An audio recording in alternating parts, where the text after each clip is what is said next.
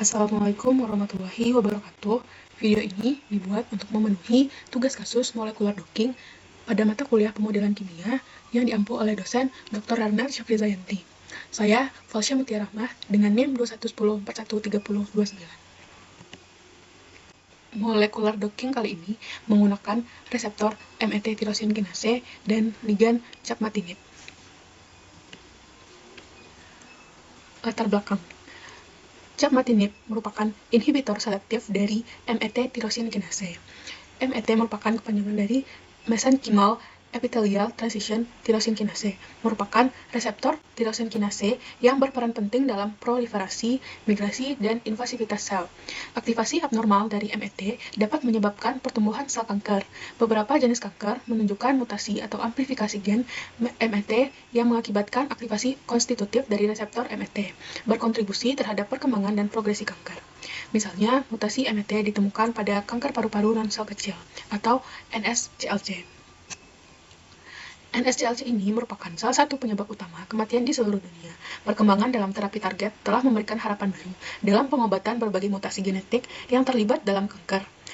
MET adalah proto-onkogen yang terlibat dalam berbagai tumor padat, dan disregulasi pada NSCLC ini dapat muncul sebagai mutasi MET exon 14 skipping. Untuk mengatasi disregulasi ini, berbagai inhibitor MET tirosin kinase telah dikembangkan. Capmatinib berinteraksi dengan situs aktif pada MET tirosin kinase, menghambat aktivitas kinasi, dan mengganggu transduksi sinyal yang mendorong pertumbuhan sel kanker. Penggunaan capmatinib dalam simulasi docking dengan reseptor MET tirosin kinase sebagai target didorong oleh perannya yang signifikan dalam onkogenesis, dan pentingnya pemahaman interaksi molekular untuk desain obat yang lebih baik. MET tirosin kinase reseptor merupakan target yang sangat penting untuk docking dan pengembangan obat, karena perannya yang vital dalam proses biologis normal dan patologis, terutama dalam kanker. Keberhasilan inhibitor MET dalam uji klinis membuktikan validitasnya sebagai target terapi.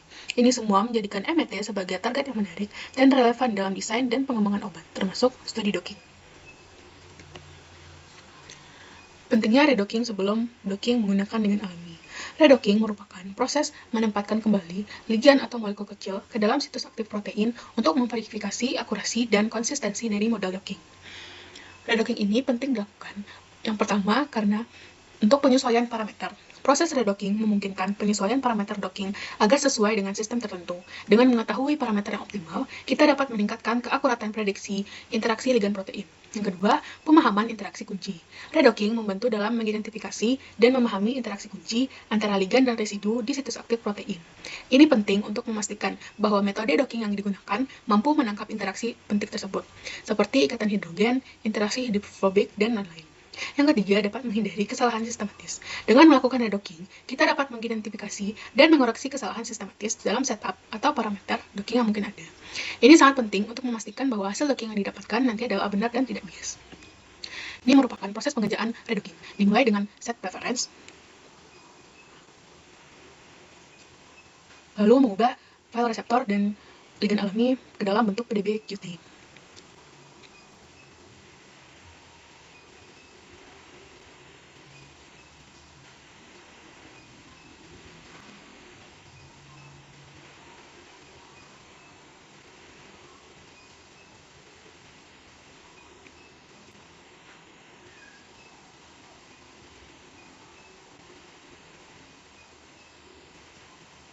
Selanjutnya, dibuat grid box, disesuaikan ukuran dengan ligannya.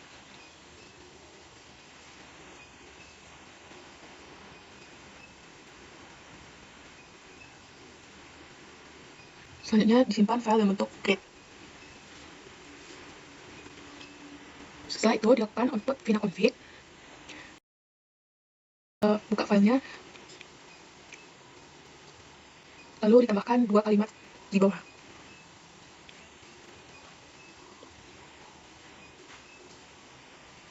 Selanjutnya, di run auto-vina. Dapat dilihat bintang-bintang yang sedang berjalan menunjukkan auto-vina sedang berlangsung. Setelah proses redocking, selanjutnya dilakukan proses molekular docking dengan menempatkan ligan uji yaitu capmatinib ke reseptor, sehingga nantinya akan diketahui orientasi optimal dari ligan saat berikatan dengan situs aktif dari molekul. Ini merupakan proses pengerjaan molekular docking menggunakan ligan uji.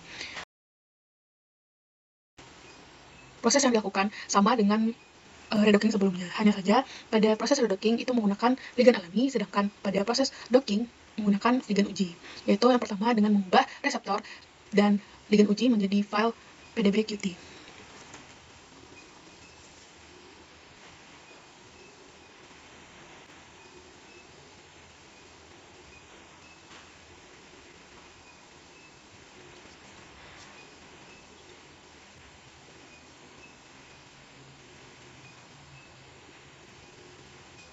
Selanjutnya dilakukan mix box dengan ukuran yang sama dengan proses redocking tadi.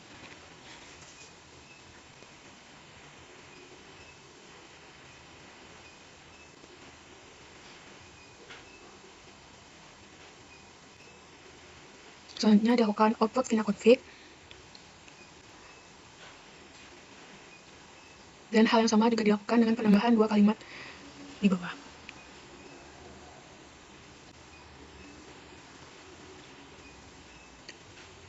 Selanjutnya bisa dilakukan run autodocvina. Bisa dilihat bintang-bintang yang berjalan menunjukkan proses sedang berlangsung.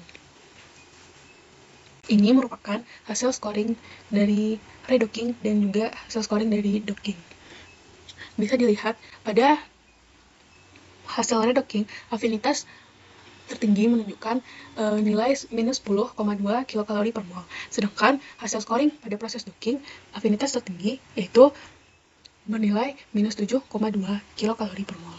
Docking score yang lebih negatif atau yang lebih rendah menunjukkan afinitas pengikatan yang lebih tinggi, yang menandakan interaksinya lebih stabil. Sehingga dapat disimpulkan bahwa interaksi ligand alami dengan reseptor lebih stabil daripada interaksi ligand uji dengan reseptor. Ini merupakan hasil visualisasi interaksi protein ligand di PyMol. Ini merupakan interaksi dengan ligand alami, sedangkan ini merupakan interaksi reseptor dengan ligand uji. Ini merupakan visualisasi dengan lead plot. Bisa dilihat, simbol ini menunjukkan adanya interaksi non-ligand pada hidrofobik kontak. Bisa dilihat, pada interaksi reseptor dengan ligand alami, terdapat 11 hidrofobik kontak. Sedangkan pada interaksi reseptor dengan ligand uji menghasilkan 14 hidrofobik kontak. Jenis interaksi yang dihasilkan dan hubungannya dengan afinitas pengikatan.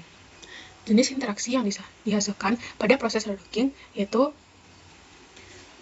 ada 11 kontak hidrofobik dan pada proses docking ada 14 kontak hidrofobik. Dengan docking score pada proses redocking yaitu minus 10,2 kilokalori per mol dan pada proses docking yaitu minus 7,2 kilokalori per mol. Pada proses redocking dan docking ini sama-sama menghasilkan kontak hidrofobik. Docking score seperti yang sudah dijelaskan sebelumnya, docking score yang lebih rendah atau lebih negatif itu menunjukkan afinitas pengikatan yang lebih tinggi yang menandakan interaksi yang lebih stabil. Artinya, pada redocking antara reseptor dengan ligand alami menunjukkan interaksi yang lebih stabil.